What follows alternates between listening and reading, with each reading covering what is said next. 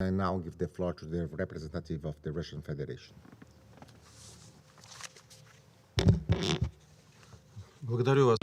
Thank you, President. First of all, I'd like to congratulate the delegation of Brazil on a successful conclusion of their presidency this month. We're grateful to you for the professional work that you've been doing. I'd also like to welcome to today's meeting Sylvie Baipotimon, Minister of Foreign Affairs of the Central African Republic. Russian Federation abstained on the draft resolution prepared by France on extending the sanctions regime on Central African Republic. We nevertheless note the efforts made by the French delegation to establish common ground at the Council. The Russian Federation, on many occasions in this hall and also during the work on the text for the draft resolution, insisted that the Security Council needs finally to respond to the many requests from the Central African Republic's government to lift sanctions on the supply of weapons and military goods for the needs of the armed forces of the country.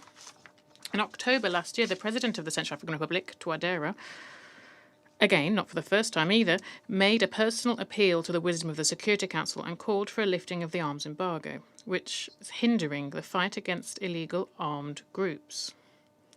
But it's no secret that the restrictions in place this whole time regarding the Central African Republic made Banguy's life harder. Bandits still receiving the weapons that they need through various methods.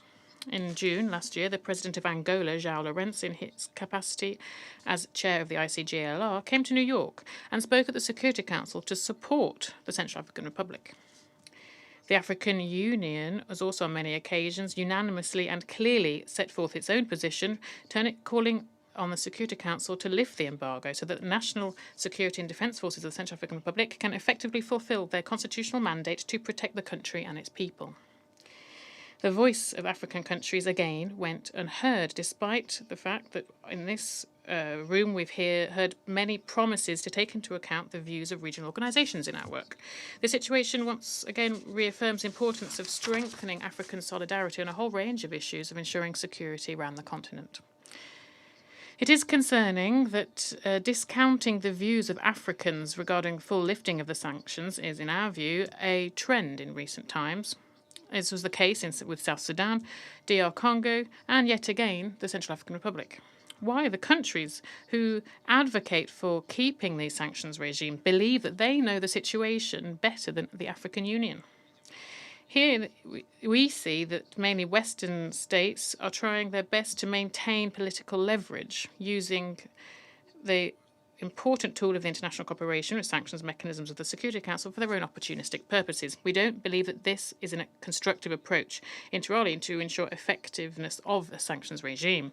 President, the line taken by our Western colleagues regarding Africans is side by side with their efforts to present cooperation between Russian African countries in a bad light, tarnishing the efforts of Russian specialists who provide the government of many African states with assistance to stabilize their countries, training their security forces, for example.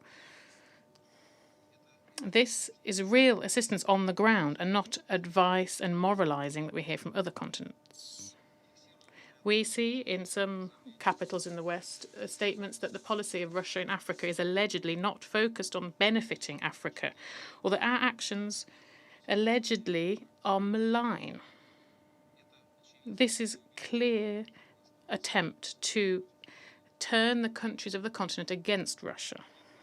The Africans know the response to this themselves. The government of the CAR and other African countries welcomes Russian assistance and working to develop equal and mutually respectful relations, and they value our historical ties.